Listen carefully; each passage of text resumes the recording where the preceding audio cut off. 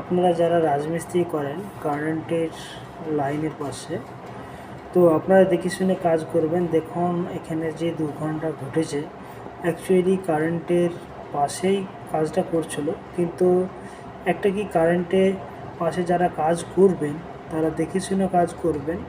একটু ভুলের জন্য আপনার জীবনটাই চলে যাবে। তো আপনারা যারা রাজমিস্ত্রি করেন কারেন্টের লাইনের পাশে, তো অবশ্যই তার চারিপাশটাকে দেখে নেবেন এবং আপনারা শাট ডাউন করে নেবেন কারেন্টটাকে। শাট ডাউন করার পর আপনারা কাজটা শুরু করবেন, সবচাইতে ভালো হবে।